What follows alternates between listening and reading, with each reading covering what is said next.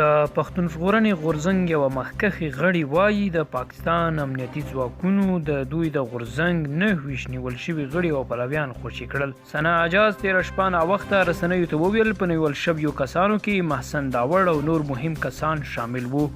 هغې زیاته کړه له محسن داوړ سره ټول نیول شوي کسان خوشي شول. دوی 9 کسان وو چې صرف اسلام آباد کې نیول شوي وو.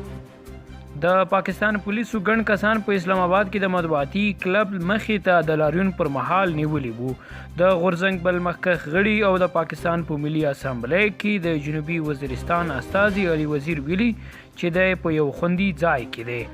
د پښتون ژغورنې غورځنګ یا پی ټي ایم په پلوی په افغانستان، پاکستان او نورو هیوادونو کې وروسته له هغې تازه لاریونونه پیل شول چې د غورځنګ مشر منظور پښتین د دوشنبې سهار د پېښور په تهکال کې د پولیسو لخوا ونیول شو.